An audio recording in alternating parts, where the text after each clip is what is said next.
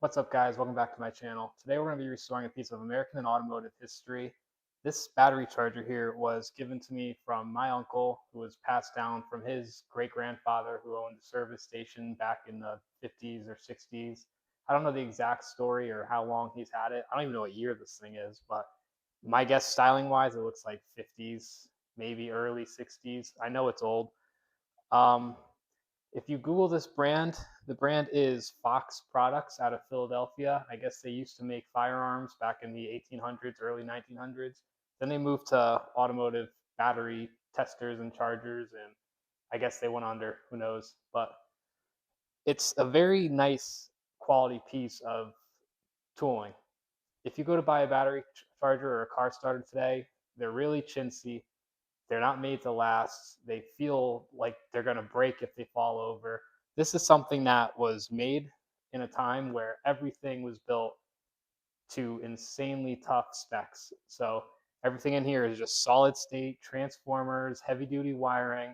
Nothing in this, besides maybe light bulbs, can really break. So we're going to be tearing this apart, going through all the wiring, and just making it look good, making it work good again. After some Googling, I noticed that you can find similar pictures of these online, but none of them have the battery tester as well as the charger side of it. So I'm guessing this was a pretty nice model back in its day. Now, obviously, all the leads are cracking.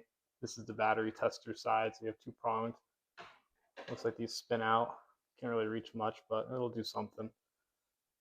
But main focus would be not disturbing the sticker, because I'm pretty sure that was the name of the gas station.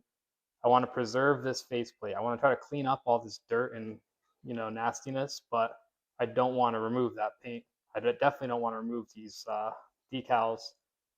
I'm hoping both of these work. I have plugged it in before and I have used it, but obviously we're not making good contact. These are all corroded, broken. That one's barely hanging on at this point. So if we redo all the wiring, make sure all this works good, it should work just as good as any brand new battery charger, if not better. If you look at the styling, even down to the handle, this was built to last. It's bent sheet metal, super heavy duty. A handle these days would be a flimsy piece of plastic. It's all steel construction, nice wheels that are held up for over 70 years at this point. I want to try to save on these wheels as well as this handle grip. I don't want to replace what I don't have to. I'm going to try to reuse all the original hardware. Obviously, we'll clean it up and wire wheel it, make it look nice. Reuse this. This is the only identifying tag on this. So it's Fox Products Company, Philadelphia, Pennsylvania. It says 41 there. I don't know if that's the year. I don't know what that would mean. Who knows? The model number is, what does that say? OST 840M. And then you have your basic specs like your amp. I can't really read. 15 amp, 120 volt, single phase, 60 hertz, 8040 amperage. Volts looks like 7.8 to 15.7. I really was hoping there'd be a date on this. Now, what I also noticed is it looks like this was painted at one point. So that leads me to a little bit of a dilemma. Obviously, there's some overspray on this tag. I'm going to clean up and save this tag, but I also think I'm going to repaint it this burgundy red. If you flake the paint away, we get this white underneath. And that doesn't, I don't think this would have been white. A lot of the pictures show this red, so maybe it wasn't overpainted or repainted. And maybe they just didn't really tape things off back then. Who knows? But I know it's going to be a pain in the ass getting it out of these grills. That's what a wire wheel will use.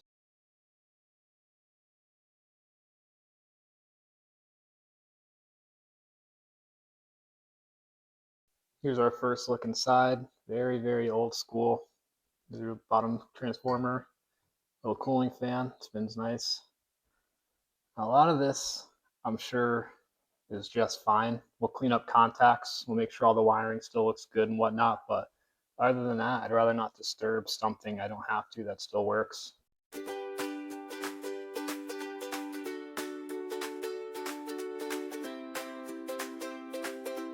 All right, the outer casing's completely off. What I love about these designs, especially on older stuff, is everything's just bolted to a main frame.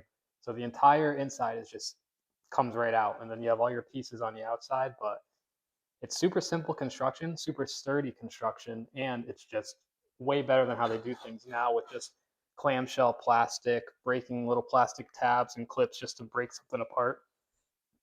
But here's a way better look at it. It is dusty, it is filthy. I mean, that's going to take some elbow grease. Look at all that. That's just shop dust from 70 years ago, just accumulating around the fan. These don't look original. So maybe some of this was touched up at one point.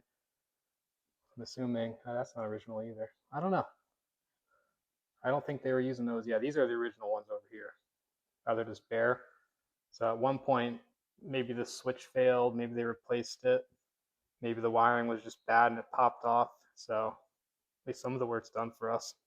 Now we can blow this thing out.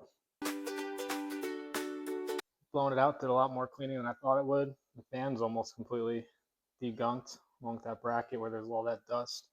The more I look at it, the more I don't think I want to disturb any of this. I'm going to definitely change the leads. I'm definitely going to clean up some grounds and whatnot. The further look at these gauges, I don't think there's any light bulbs in here. All right, we're going to start taking the paint off of these guards.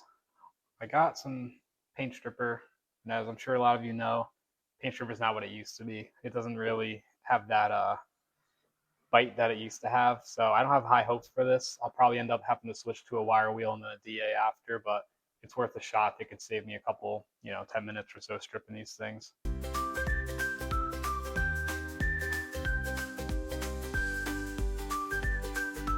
Color me surprised. It actually didn't do too bad. That's one coat sitting, I don't know, 10 minutes using a scraper, and it got all the paint off.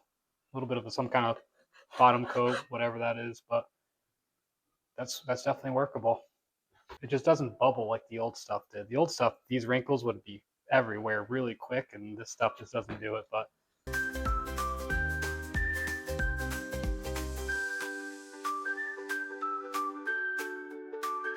all in all, not bad. I'm gonna switch to the wire wheel now. I gotta remove those brackets I forgot to take off earlier. But really, I could just hit those inside those vents with the wire wheel, DA the whole thing, scuff up the back, and we could start thinking about paints.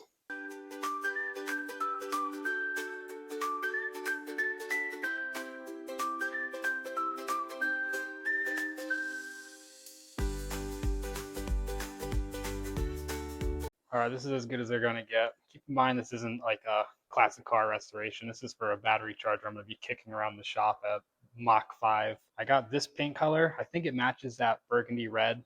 What do they call this? Colonial red that it originally was fairly well. It's close enough. It tickles my fancy. I did get to read some of this writing. Some of it got sanded away. I probably should paint it this color, but I kind of like the red a lot more than whatever this beige is. But it just pretty much says how to test battery in different situations. Nothing crazy. I got to retape this. I wanted to take this off, but it's already tearing and it's super thin, and I just see it absolutely shredding up the second I start pulling it up, so I'm just going to leave it. Inside the vents was pretty hard to get. They're not perfect, but again, battery charger. Those are going to be filled with dust in a month.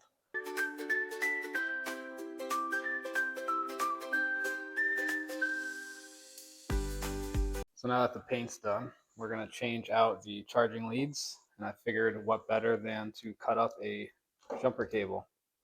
I was going to try to save these original clamps, but decided not to.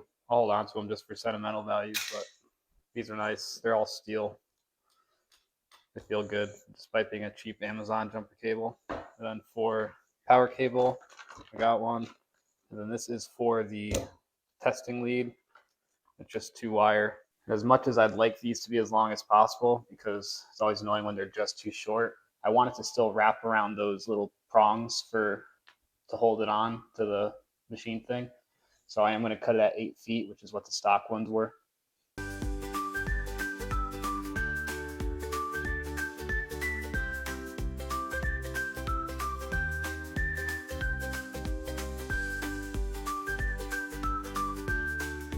Huge shout out to this Kurikan adjustable. It has super thin jaws, so I can really get in here and hold the nut still while I loosen the top nut so I don't spin this post. but super handy in tight locations.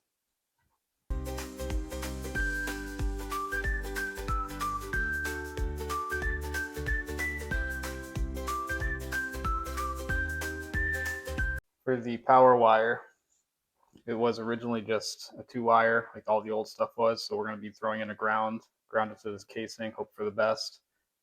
Factory, surprisingly, is just all spade connectors, so we'll just spade connect them on real quick.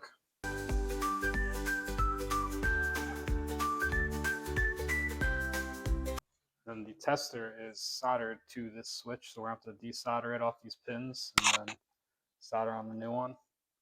Someone in one of my last videos was wondering what this is. It's just a big Milwaukee M12 soldering iron. They're handy. You don't have to worry about an extension cord or nothing, but they are big, and I always hear that this plastic tip here melts. I don't know if you can see it. Yeah, that plastic tip melts and this gets all loose, and I don't know if Milwaukee addressed it or not yet. They probably have. It's been forever since I last saw those things being complained about. All right, the wiring upgrade is done. I was going to go around and cleaning all this, but the thing did work before I took it apart, so hopefully it'll work once I put it back together. So I tried to hit this with some chrome polish, and it's a little too pitted, I think. I don't know how much more I could really clean it up. If you guys have any suggestions, leave them in the comments below.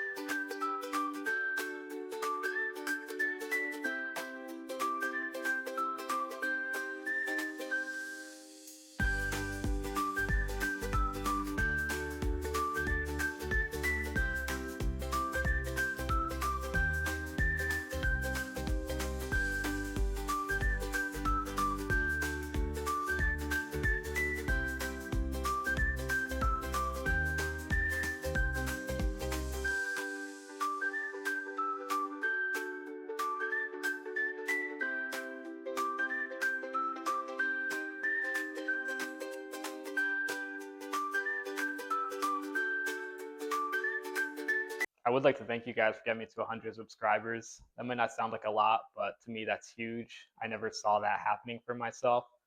I always kind of wanted to do YouTube, and I figured why not give it a shot. So it's cool to see a little community growing with me. I'm assuming we all have similar interests, whether it's machining, metalworking, welding, or even just old tools and cars and whatnot. So I'm glad to be involved in some way and hopefully share some knowledge, share my interests, and hear from you guys on what you like, what you want to see, and what things you're interested in. I'm just an average guy who always liked this kind of stuff. I'm not the best with editing, talking, or whatnot, but I'm hoping to get better with it. I try to avoid the clickbaity stuff, but YouTube seems to favor it, so I'm learning. I'm hoping you guys will stick around and get behind me and help me improve, make some better videos. Tell me what you want to see, and I can hopefully do it. I'm pretty good with machining, run lathes all day long, run a mill, can weld, can fix cars, do it all. So whatever content you guys are into, I'm down to make it. I appreciate all the support I got off that last video. So thanks for watching. Please like and subscribe. Hopefully I'll see you next time.